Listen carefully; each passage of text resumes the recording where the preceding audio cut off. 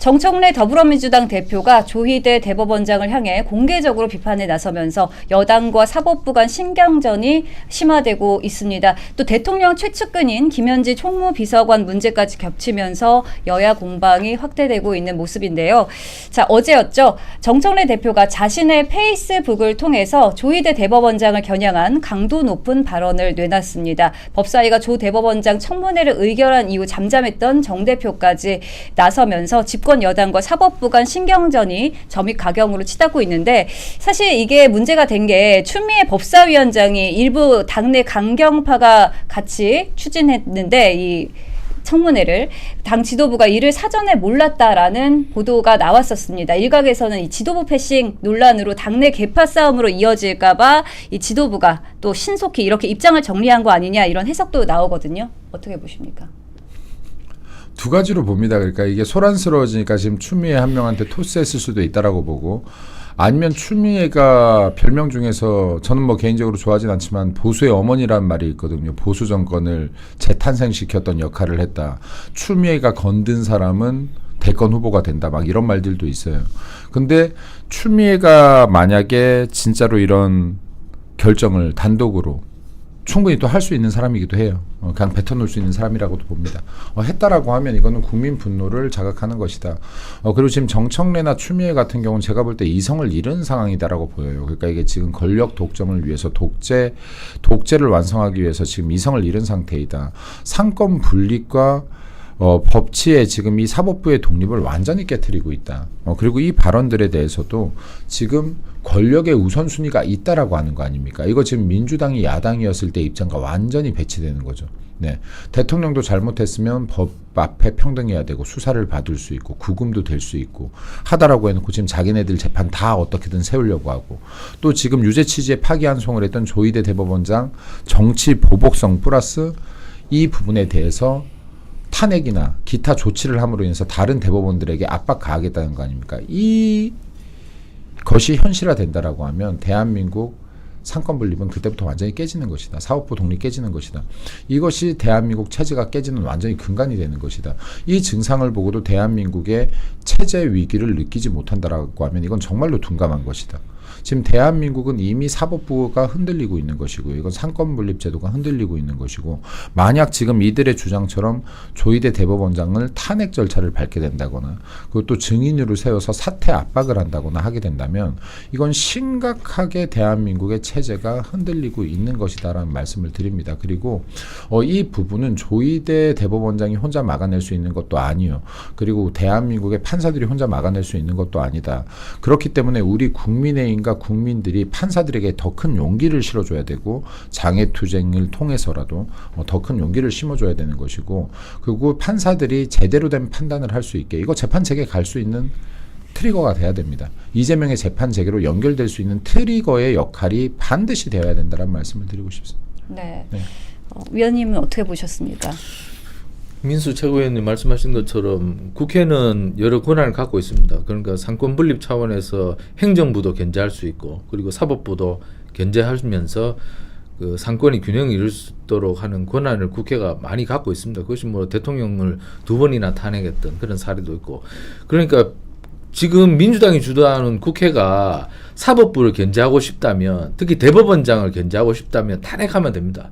탄핵 소추를 지금 지난번 윤석열 정부 때 했던 30번 가까이 했던 그 탄핵 난사처럼 이번에도 조희대 대법원장을 향해서 탄핵 소추를 하면 됩니다. 그리고 그것이 모자라면 형사고발도 해야 됩니다. 뭐 자기들이 했던 지난번에 대법원 전원합의체 그 회부했던 그 기억을 되살려서 직권남용이네. 그래서 형사고발을 해도 됩니다. 그런데 왜 못하느냐? 할 수가 없기 때문입니다. 뭐 잘못한 게 있어야 하죠. 그러나 그 권한을 행사할 수 없는 것을 압니다, 민주당이. 그런데 아는데도 왜 이렇게 해놨느냐?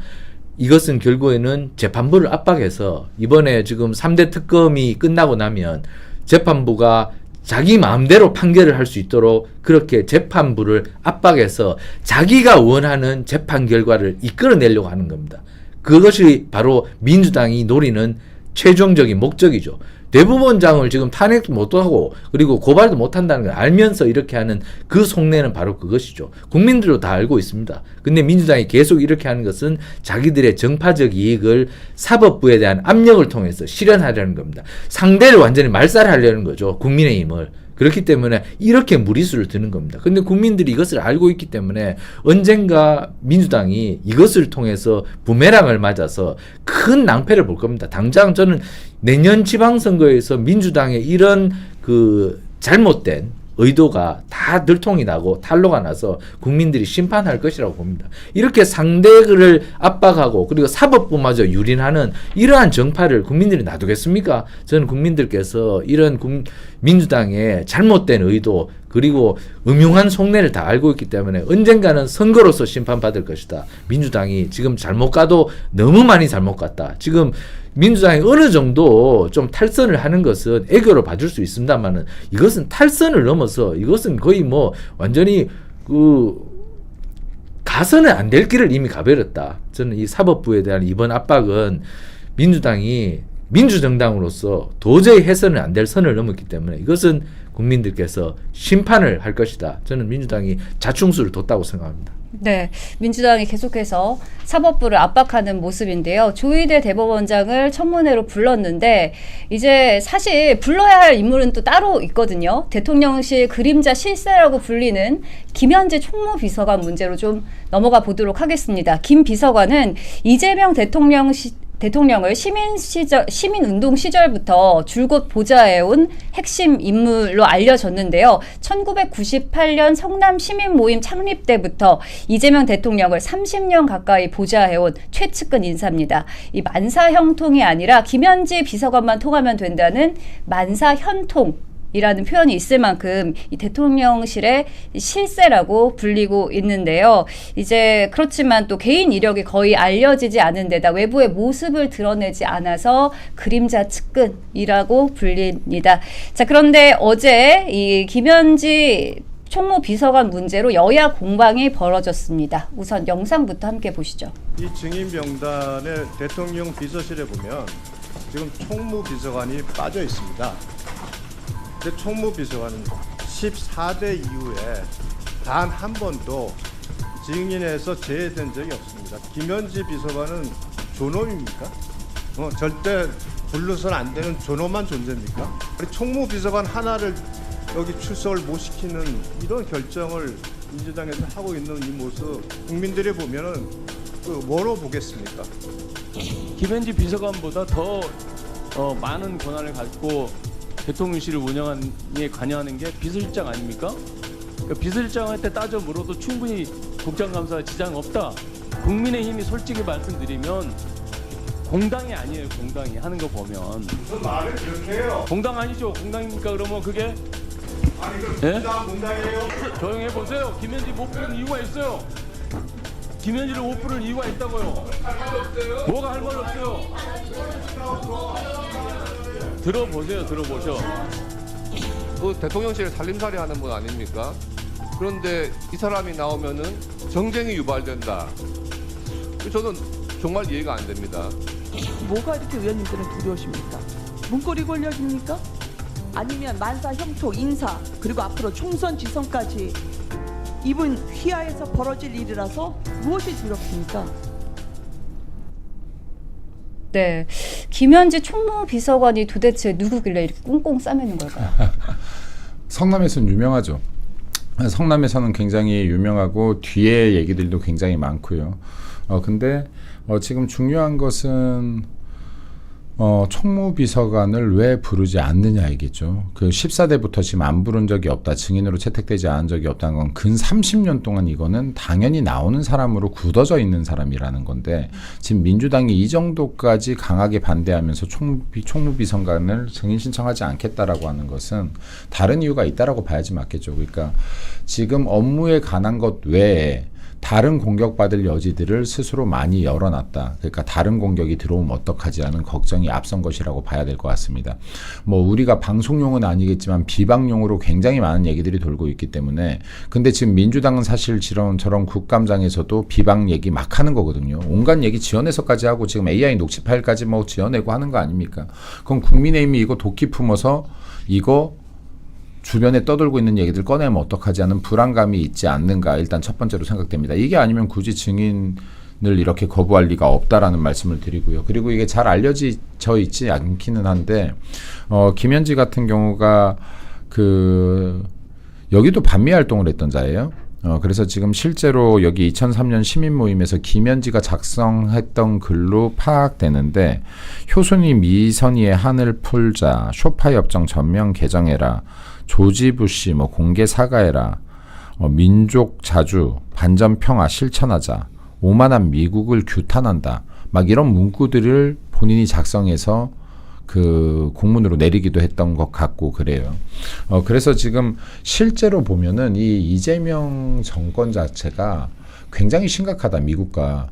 지금 이재명 정권의 핵심 인물들이 미국을 못 들어가요. 정청래 못 들어가죠. 네, 그리고 국무총리 못 들어가죠. 네, 들어갈 수 있는 사람조차도 몇 명 없는 희한한 정권이다 지금 이거.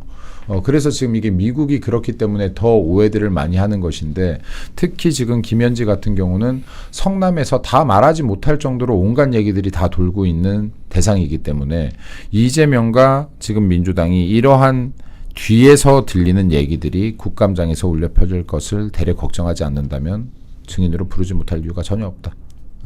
라고 생각되어집니다. 네. 네. 사실 뭐 조희대 지금 대법원장 도둑이 제발 잘했다고 봅니다. 네, 그렇죠. 네. 그 대법원장은 부르고 대통령실 실세라고 불리는 이 김현지는 못 부르고. 김현지를 보호해야 될 만한 이유가 있는 것이다. 네. 라고 봐야지 맞겠죠. 김현지를 보호하고 싶다. 보호해야 될 만한 이유가 있는 것이다. 라고 봐야 맞겠죠.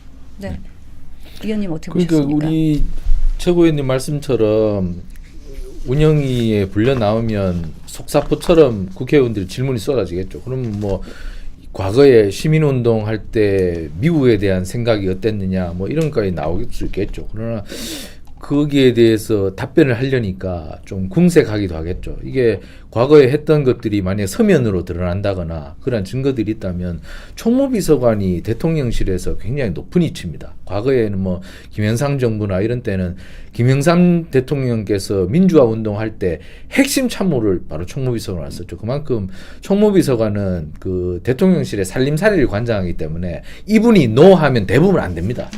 그리고 또 한 분의 실세인 그 대통령실의 김남준 의전비서관 같은 경우는 의전실장이죠. 부속실장이죠. 이분이 노 하면 대통령을 만날 수가 없습니다. 뭐 이런 것처럼 핵심 문고리 실세들이 있습니다. 이분들의 권한이 생각보다 굉장히 셉니다.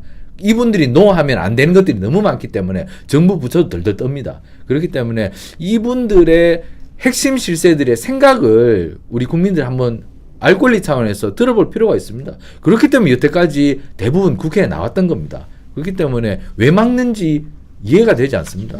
김민수 최고위원님은 도둑이 제발 저린다고 했지만 전 도둑이라고 생각하지 않는데 어찌됐건 자기 생각이나 자기 이념들을 국민들에게 얘기할 의무가 있습니다. 공직자는. 그 왜 슬슬 바꿔 빠지고 왜 민주당은 이분들을 자꾸 보호하려고 합니까? 그러니까 자꾸 김민수 최고위원 말씀처럼 도둑이 제발 저린 것 아니냐 이런 비난을 받게 되는 겁니다. 당당하면 나와야 됩니다. 당당하지 못하면 결국에는 도둑으로 취급받는 겁니다. 나와야 됩니다. 대법원장도 지금 국회에서 불려 나오는데 물론 안 나오실 가능성이 높지만 일개 비서관이 왜 못 나옵니까? 나와야 됩니다. 나오지 않는다면 그것은 결국에는 구린 사람이 될 수밖에 없는 겁니다. 저는 이번에 안 나온다면 이재명 정부가 굉장히 국민들로부터 또 의심을 받게 될 것이다. 뭐가 구린지 또 거기에 대해서 의심을 하게 될 것이고 대통령께서 5개의 재판을 받고 있어서 이 사람도 구린 사람인가? 또 이런 의심을 받을 수밖에 없습니다. 구리지 않다면 당당하게 나와서 국민들께 소상하게 그리고 자신이 아는 것을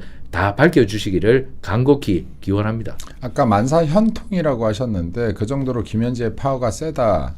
근데 지금 성남에서 들리는 말은 저도 성남에서 뭐 계속 그 정치 활동을 했었기 때문에 실제 이재명의 실세는 항상 김현지로 거론됩니다. 그러니까 거론되고요. 그리고 김현지가 가장 실세다, 숨은 실세다. 그리고 둘이 아주 깊은 관계가 있다라는 얘기들이 많이 돌아요. 그러니까 지금 많이 도는데 이러한 부분들에 대한 그러니까 어떠한 성향, 정치 성향이나 뭐 어떤 반미 운동보다도 이러한 부분에 대한 걱정이 더 크지 않나 라는 생각을 가집니다.